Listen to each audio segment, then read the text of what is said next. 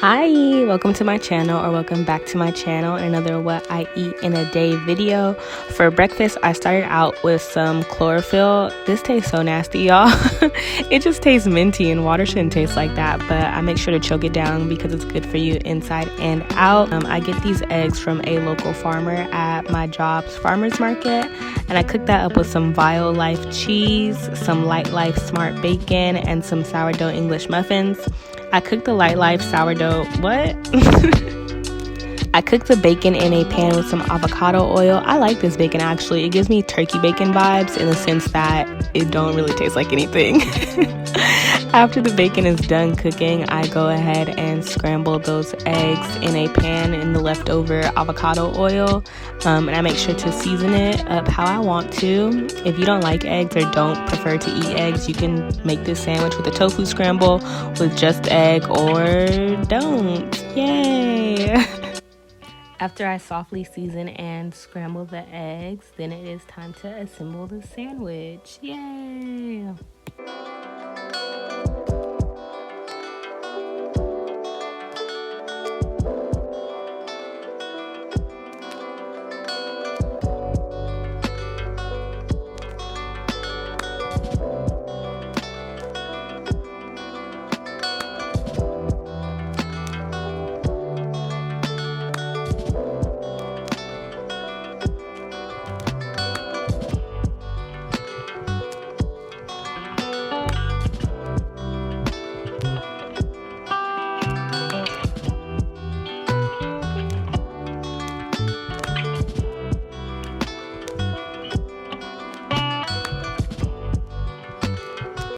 For lunch, I'd been craving some instant ramen, so I went ahead and started to make that. And while the noodles were on the stove boiling, I started to make some chia seed pudding. So I add some almond milk to a container, and then I pretty much just added all my ingredients and mixed it together. I was trying to go for like a lemon loaf type pudding, and y'all, this was really good. I'm still figuring out how I feel about chia seed pudding. Like sometimes I'm like, ooh, this bust, and other times I'm like, the texture. But I think that making it this flavor really helped. I've only had it this way and chocolate, so I want to branch out, maybe like make a little strawberry one, maybe a birthday cake one. Y'all know I love the birthday cake.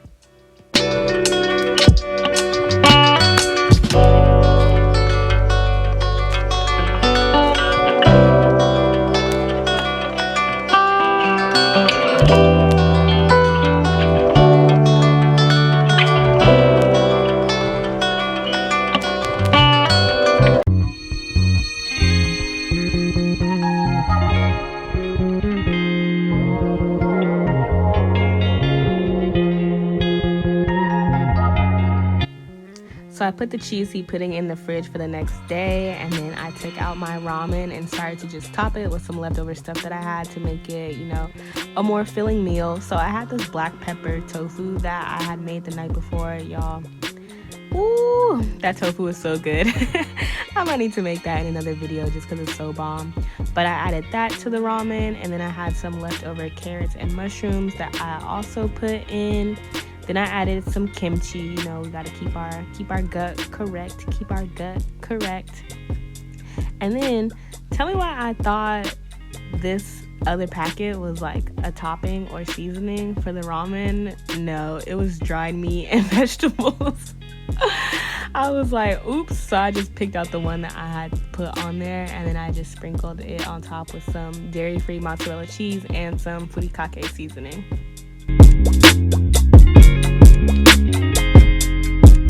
I ate out of this place for dinner, and I pretty much had some black bean fritters, avocado, sauteed kale, sweet potato, and all that on top of a bed of lettuce. For breakfast the next day, I attempted to make some strawberry buckwheat groats. So I took some almond milk and some strawberries that I chopped up just chunkily, and I added that to my blender cup with some vanilla extract and a little bit of salt to hopefully bring out the sweetness.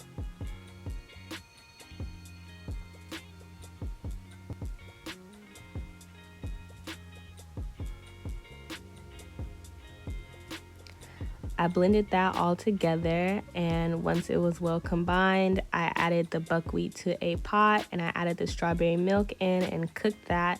What I would do next time is probably cook this with like normal milk and then slowly add strawberry milk to it at the end, because the color, that color was not really what I was going for. That was not aesthetic, but I still tried to make it look cute and it still turned out pretty good. I added some coconut cream on top, some maple syrup, and some cacao nibs.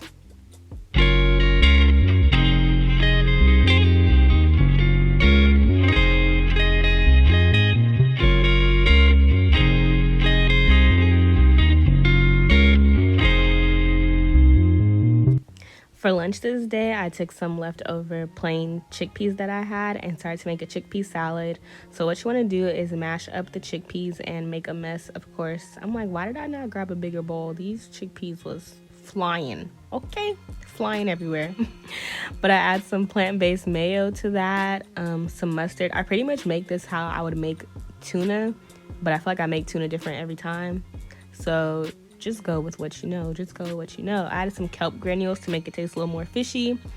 Mustard, seasonings of choice. Y'all already know how I'm coming with the onion powder and garlic powder. Season it up how you want to. I think I ended up adding some Old Bay in there. Also, really make it pop off.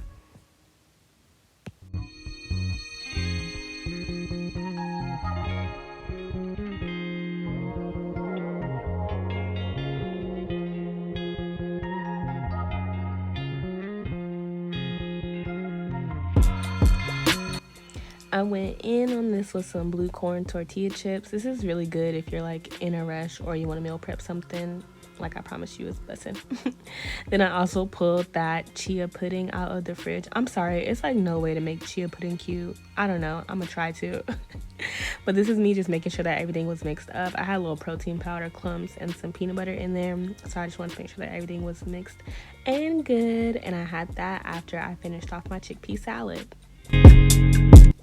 For dinner, I started off boiling some chickpea pasta. This is the main part of the meal, and I wanted to make sure that I had it just in the background ready, because you don't want to be ready to eat and you like, dang, I gotta boil my pasta. Then I went ahead and chopped up half of an onion.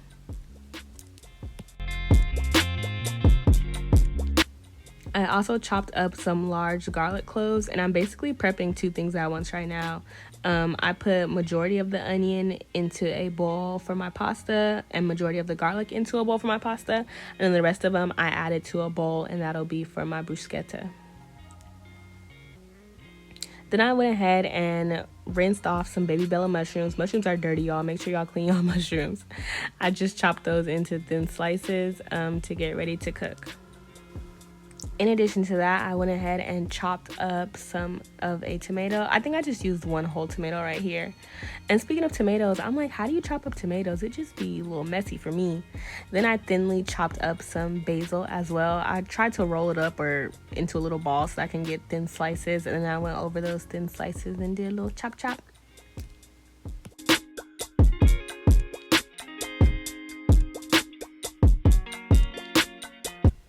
After the basil was finished being chopped, I added it to a bowl with the tomatoes, onions, and garlic. I added a good amount of salt, some black pepper, some olive oil, and some balsamic vinegar. I didn't measure anything. I just went by sight. Once it looked cute, I'm like, great, must taste good too. And it did, so I did something right. Now we're finally making our pasta sauce. To a pan, I added some country crock plant butter and melted it down. That's a good amount of butter, y'all. Then I added in that onion and garlic that I had previously chopped up. Next time I would add the onion first and let that cook down quite a bit and then add the garlic, but this way worked okay too, okay? If you're in a rush, just do this. You want to saute that, make sure it's getting good and stirred around until it looks a little bit like this. The onions are translucent, the garlic is getting brown. Then I add in those chopped mushrooms and just season them how you want. I add a little bit of thyme, sage, salt, pepper, the usual. Then you want to stir those around also until the mushrooms get tender.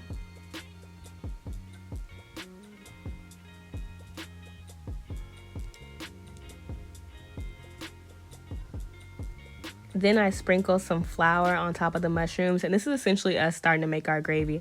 So you want to make sure that the mushrooms, the onions, and the garlic get sauteed in the flour, and you pretty much can't see any flour left.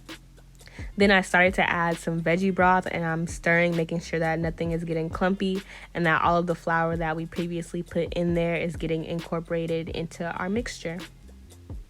You're going to keep repeating this process until all of your veggie broth is done, and then we're going to simmer that for a second until it gets slightly thicker. To the pan, I added some tree line herb and garlic style cream cheese and some vegan Worcestershire sauce. If you can't find that, you can just add coconut aminos, and if you can't find the tree line, you can add coconut cream, not coconut milk, but coconut cream. This is really just to give it that creamy aspect. You don't have to get anything flavored or any special vegan cream cheese, but I did like how it turned out. I ended up adding 2 heaping spoonfuls to this instead of just 1, just to get that level of creaminess that I wanted.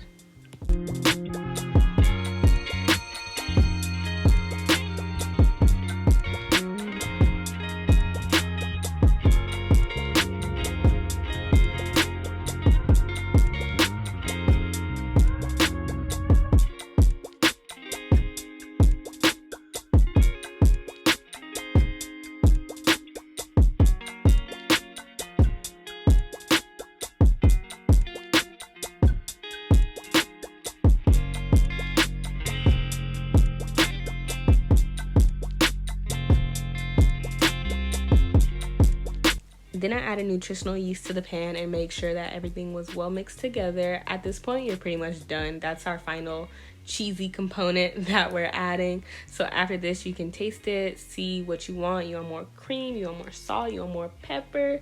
Because after this, we're going to add our noodles in, and we're essentially finished after you start to mix everything together. This is how everything turned out. I'm about to go eat some right now. But anyways, thank y'all for watching. I hope you found a recipe or 2 that you want to try. Make sure to subscribe if you find something that you like, and come back for more.